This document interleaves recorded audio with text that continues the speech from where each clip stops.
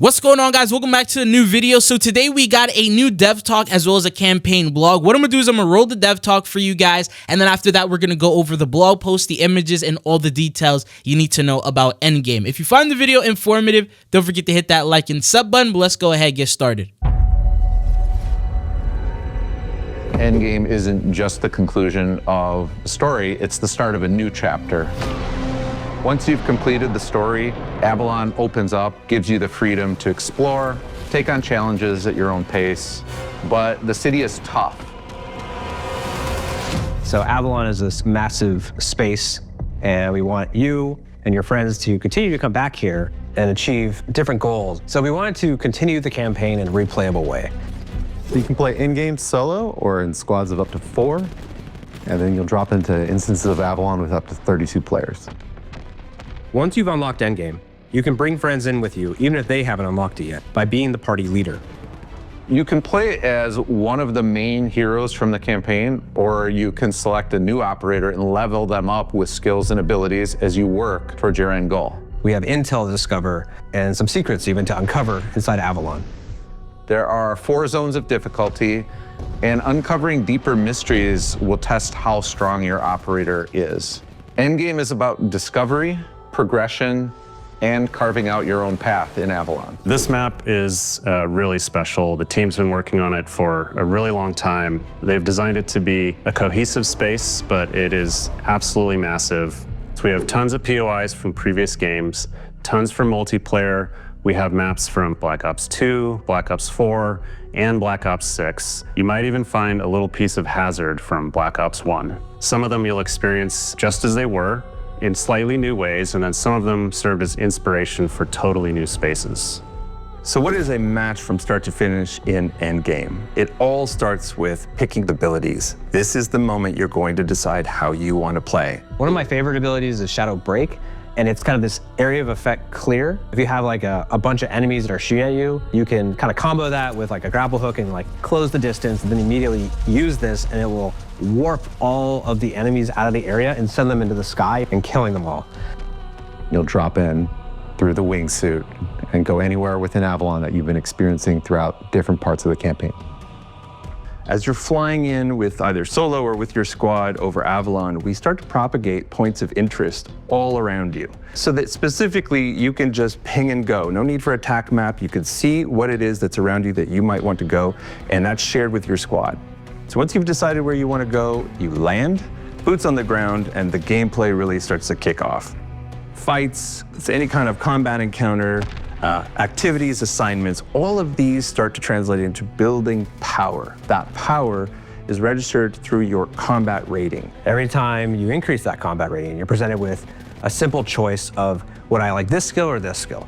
And those skills are really kind of defining your roles and your play styles that you prefer as a player. You're kind of crafting this curated operator that you really love to play. In Endgame, the ultimate goal is to get to Zone 4, and combat rating and the power journey is building towards that. So as you're playing, you're leveling up your combat rating, you're hitting these kind of core milestones at certain levels, so at combat rating 5, 10, etc., where you're increasing your health, your armor, your movement speed, and most essentially, your damage. The first thing you're going to go after is combat rating 10. That is your very first damage upgrade. What that means is you're now ready to push into harder zones. And then once you reach level 60 of your combat rating, you've maxed out yourself as a soldier. And so you've actually fully filled out 3 skill tracks and kind of really defined what this operator is in its final form. Endgame has 4 escalating zones of difficulty, which means more toxin, more enemies, harder challenges, and better rewards. As soon as you progress your operator and completed what you wanted to, you go to an Exfil location, you need to hold out, you need to clear the Exfil and let a VSOL drop, and then finally exit the map. Because if you don't make it out, that progress doesn't come with you, and the only thing you take is the experience you learned.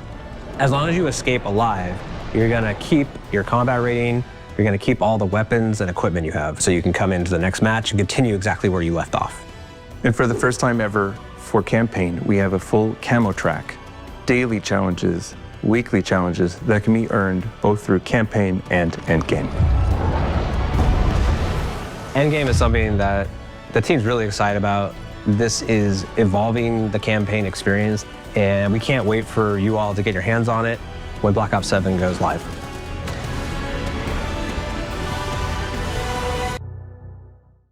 So Call of Duty dropped a brand new blog post, and this goes over Black Ops 7 campaign endgame. So this is the mode that you unlock after completing the entire campaign. And it says here, ready for launch Black Ops 7 co-op campaign endgame. This is the photo that they showcase. It says the Black Ops 7 co-op campaign and the action continues with endgame. For the first time ever, campaign includes endgame, delivering an entirely new and shared experience where the narrative unfolds for you and your squad.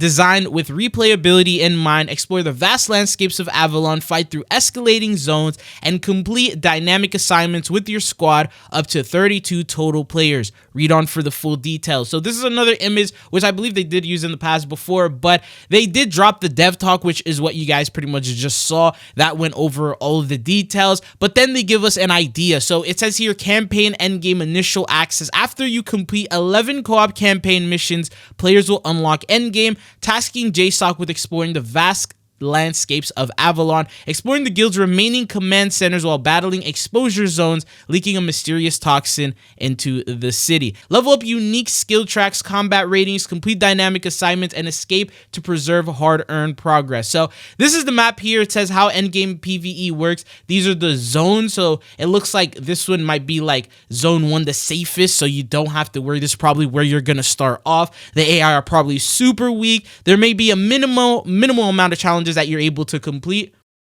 And then it goes on into zone number 2. Looks like it gets a little bit harder. This is where you may need to have a little bit of experience to be able to play this. Yeah, then you have zone number 3. It looks like it's a lot more difficult. There's going to be a lot of different POIs in zone 3. It looks like it might be a little bit larger than some of the others. It might be the biggest zone. And then the last one is going to be zone 4, which is like, I believe, like the red skybox that you guys were seeing throughout the endgame footage. That's what it is. And then it tells you the combat rating recommendations, so level 10, level 30, and level 45 to be able to enter these spots. But then it goes on, it says here, before you drop, endgame journey begins. Your C-Link operating system unlocks full loadout customization in the endgame, giving each operator the ability to choose their preferred tool. So this is an image here showcasing the loadouts that you're able to rock for co-op campaign. So first off, you have the operator slot, so you can pick whatever operator you want. We actually saw that in the endgame blog. They had Waylon and Gerardo as the operator, so it doesn't have to be JSOC, but it can actually be anybody. Then you have the weapons, so you got the primary, the knife that you want to use, the launcher. There's also the different field equipment, so in this case they had the cluster grenade. There's also abilities that you can put on, because the game mode does have different abilities, as we saw. Anyways, it says you begin by choosing one of 4 ability operator skins. We talked about that. Endgame loadouts consist of these items, and then it says essential endgame planning, so choosing your ability once you select an operator for your slot and customize your loadout. These abilities are vital to your survival in endgame, and you can make a concise choice of how you want to play endgame, including the way you fight, support your teammates, and explore the landscape of Avalon. For example, you could select active camo ability, likely to favor approaching combat environments with a degree of stealth, or deem it most important to easily extricate themselves from combat. Then it says power up in-game level, which is your combat rating, and we sort of talked about that earlier. Earn new skills and power upgrades across health, armor, speed, and damage. But remember, if you are killed in action, you lose all the progression you have for that game. So you have to exfil, because this is an extraction-based shooter, very similar to like Arc Raiders, DMZ. If you lose and you die, you're gonna lose everything that you got during that gameplay session, pretty much. And then it says, as detailed above, when creating a loadout, players choose one major and one minor ability for their operator. Now, here are the major abilities. They go on to showcase ballistic shell, deploy an energy mine that blocks incoming damage. Active camo, go invisible. Hand cannon, we know what that is, a score streak. Crash cart, instantly revive down squad mates within range and provide temporary invulnerability. Vision pulse, war machine, shadow break, drone pod. I'm pretty sure these were like in the past, if you guys remember the abilities that were leaked that we thought they were coming in for multiplayer. It looks like these were all for endgame. Then you have minor abilities. The grappling hook is one of them, a portal grenade, kinetic jump, flicker, supply link, and then black hat. Now it goes on here, it says skill tracks overview. So you have the skills all over on the left side: reload speed, fast replay, fast weapon speed, ammo auto refill, and it depends. So up there's gunner, you have surgeon, daredevil, tactician, berserker, and just a couple of different ones. But they go on to give you a description of each one. So gunner is master your weapons, reload faster, aim sharper, and that's the reload speed and all that you saw. Surgeon, this is like for healing, so the support players: healthy recovery, last stand fighter, agile handling, heal faster, and fast revive. Then you have daredevil, says fly, slide, dive into chaos. So this is the dive bomber. Diving aggressively with your wingsuit releases a blast.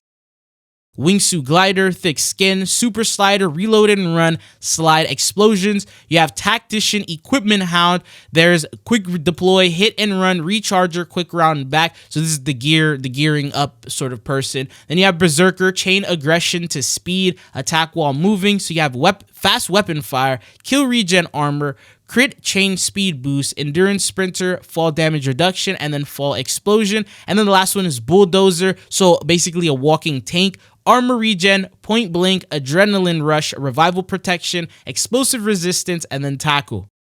Now, as for co-op campaign and endgame progression, it is going to be shared. So it doesn't matter if you play this, zombies, multiplayer, you will continue to level up. And this is for the first time they're doing it with campaign now. So it says Black Ops 7 unifies player progression across the entire experience. Weapon camo and challenges. So you are able to level up any weapon that you want to do the weapon prestige. And then if you want to do the campaign mastery grind, you could do that here in endgame. And then it says your first endgame match. So as an example of the endgame journey, let's go through the steps of creating an endgame operator. And first off, you have the operators here. So all of the launch ones, you get to pick which one you want to use. You can even use the zombie one. So for those of you guys who are interested in that, in this case, I guess they used 50-50. Now, after choosing the character, you now are in your loadout area. So this is the same sort of page to where you can put on the weapons, the secondary, and all of that stuff, and then the different abilities in that for that character. So they said for our main weapon, we're going with the Echo 12 shotgun. Then they have the knife melee,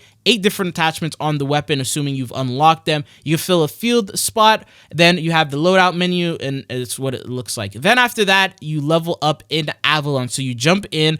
Operators are dropped over the skies and must use their wingsuit to descend to ground level through the use of TAC map and C-Link overhead display, which is basically what we saw in the actual dev talk. And then they go on to showcase the other images from the past. And they said after fierce engagements with enemy enforcers, Deadeyes, raiders, and other guild mercenaries, we captured the vehicle and deliver it to the designated drop-off. So it's like the first challenge. In turn, we're awarded a cache, letting us choose one of 2 offered grenade types, and our combat rating increases, opening the first skill tree. We're offered a choice between surgeon and the berserker skill tree. So this is where you get to pick which sort of side you want to be on. And then it says, because we're more concerned staying alive for the long run, we pick surgeon to start off with. On subsequent combat rating level ups, we'll begin unlocking skill in the surgeon tree to keep our operator in top fighting form. Then it says exfil and fight another day. So once you level up and you hit these goals, remember you have to exfil or you're going to have to start all over. So it says time is of the essence in endgame matches. Before the match timer runs out, operators must seek out a friendly VTOL exfil, get to the pickup zone, clear the landing area, and get out. A successful exfil lets you keep your current loadout and combat rating. Make sure to get out every time so you can push into harder locations. And then they said this is just a glimpse. And then the last thing that they mention here is they got a Discord server. Scan this QR code if you want to join it. But that is all they got for you guys in this video. Thank you guys for watching, and hopefully I'll be seeing you guys again. Peace.